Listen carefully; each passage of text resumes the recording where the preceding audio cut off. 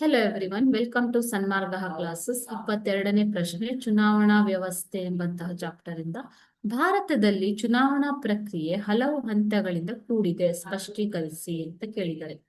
ಭಾರತದ ಚುನಾವಣಾ ಪ್ರಕ್ರಿಯೆಯ ಹಂತಗಳು ಯಾವುವು ಅಂತಂದ್ರೆ, ಮೊದಲು ಚುನಾವಣಾ ಅಧಿಸೂಚನೆಯನ್ನ ಹೊರಡಿಸುವುದು. ಚುನಾವಣಾ ಆಯೋಗವು ತನ್ನ ಒಂದು ಚುನಾವಣೆ ನಡೆಯುವ ದಿನಾಂಕ, ವೇಳೆ ಮತ್ತು ಇತರ ಮಾಹಿತಿಗಳನ್ನ ಚುನಾವಣಾ ಆಯೋಗವು ತನ್ನ ಅಧಿಕೃತ ಜಾಲತಾಣದಲ್ಲಿ ಮತ್ತು ದಿನಪತ್ರಿಕೆಗಳಲ್ಲಿ, ಎಲ್ಲ ಮಾಧ್ಯಮಗಳಲ್ಲಿ, ದೂರದರ್ಶನ, ರೇಡಿಯೋ ಮುಂತಾದ ಮಾಧ್ಯಮಗಳಲ್ಲಿ ಹಾಗೂ ಸರ್ಕಾರದ ಗೆಜೆಟ್ ನಲ್ಲಿ ಹೊರಡಿಸುತ್ತದೆ. ಓಕೆ, ಅದನ್ನ ಅಧಿಸೂಚನೆ ಅಂತ ಕರೀತಾರೆ. ಈ ಅಧಿಸೂಚನೆ ಹೊರಡಿಸಿದ ಮೇಲೆ ಚುನಾವಣೆಯ ಪ್ರಕ್ರಿಯೆ ಪ್ರಾರಂಭವಾಗುವಂಥದ್ದು. ನೆಕ್ಸ್ಟ್, ಅಭ್ಯರ್ಥಿಗಳ ಉಮೇದುವಾರಿಕೆ. ಯಾವ ಅಭ್ಯರ್ಥಿಗಳು ಚುನಾವಣೆಯಲ್ಲಿ ಸ್ಪರ್ಧಿಸ್ತಾರೆ ಅನ್ನೋದರ ಬಗ್ಗೆ ಪ್ರಜಾಪ್ರಭುತ್ವ ವ್ಯವಸ್ಥೆಯಲ್ಲಿ ಚುನಾವಣೆಯ ಸ್ಪರ್ಧಿಸುವ ಮತ್ತು ಜನಪ್ರತಿನಿಧಿಗಳ ಚುನಾಯಿಸುವ ಹಕ್ಕು ಎಲ್ಲರಿಗೂ ಇದೆ ಅಲ್ವಾ. ಸೊ ಅಭ್ಯರ್ಥಿಗಳು ತಮ್ಮ ಉಮೇದುವಾರಿಕೆಯನ್ನು ನಾಮಪತ್ರ ಸಲ್ಲಿಸುವ ಮೂಲಕ ಕೊಡಬೇಕಾಗತ್ತೆ. ಓಕೆನಾ.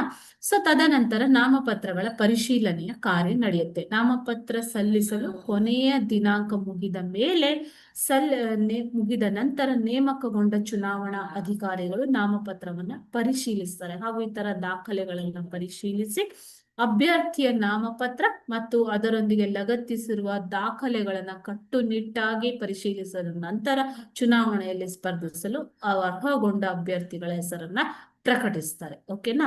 ನಾಮಪತ್ರ ಹಿಂಪಡೆಯುವಿಕೆ. ಚುನಾವಣೆಗೆ ಸ್ಪರ್ಧಿಸಲು ಅರ್ಹ ಅಭ್ಯರ್ಥಿಗಳು ಪಟ್ಟಿ ಪ್ರಕಟಗೊಂಡ ನಂತರ ಅಭ್ಯರ್ಥಿಗಳು ಬಯಸಿದಲ್ಲಿ ತಮ್ಮ ನಾಮಪತ್ರವನ್ನ ಹಿಂಪಡೆಯಬಹುದು. ಓಕೆನಾ. ಚುನಾವಣಾ ಪ್ರಚಾರ ನಂತರ ಅಭ್ಯರ್ಥಿಗಳು ಮತ್ತು ರಾಜಕೀಯ ಪಕ್ಷಗಳು ಚುನಾವಣಾ ಪ್ರಚಾರ ಕಾರ್ಯದಲ್ಲಿ ತೊಡಗುತ್ತಾರೆ. ಚುನಾವಣಾ ಪ್ರಚಾರ ಕಾರ್ಯವು ಮತದಾನ ಮುಕ್ತಾಯವಾಗುವ 48 ಗಂಟೆಗಳ ಅವಧಿಗೆ ಮೊದಲು ಮುಗಿಯಬೇಕು. ಓಕೆ.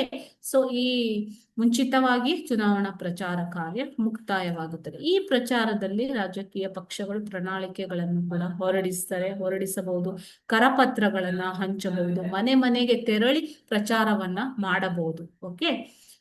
ಮತದಾನದ ದಿನ ಅಂದರೆ ಪೋಲಿಂಗ್ ಡೇ, ಮತದಾರರು ಮತ ಚಲಾಯಿಸಲು ನಿಗದಿಪಡಿಸಿರುವಂತಹ ದಿನ ಎಂದು ಅರ್ಥ. ಆ ದಿನದಂದು ಮತದಾರರು ಮತದಾನಕ್ಕೆ ನಿಗದಿಪಡಿಸಿದ ಮತಗಟ್ಟೆಯಲ್ಲಿ ಹೋಗಿ ಮತವನ್ನ ಚಲಾಯಿಸಲು ತಮ್ಮ ಒಂದು ಗುರುತಿನ ಚೀಟಿಯನ್ನ ಪ್ರಕಟಪಡಿಸಿ. ಓಕೆ. ಚುನಾವಣೆ ಮುಗಿದ ನಂತರ ಮತ ಎಣಿಕೆ ಕಾರ್ಯ ಪ್ರಾರಂಭವಾಗುತ್ತೆ. ಮತ ಎಣಿಕೆ ಮುಗಿದು ಎಣಿಕೆಗೆ ನೇಮಕಗೊಂಡ ಸಿಬ್ಬಂದಿಗಳು ಮತಗಳ ಎಣಿಕೆಯನ್ನ ನಿರ್ದಿಷ್ಟ ಕೇಂದ್ರದಲ್ಲಿ ಮಾಡ್ತಾರೆ. ಸೊ ಇದು ಭಾರತದಲ್ಲಿ ನಡೆಯುವಂತಹ ಚುನಾವಣಾ ಪ್ರಕ್ರಿಯೆ. ಓಕೆ ಮಕ್ಕಳೇ, ಥ್ಯಾಂಕ್ ಯು.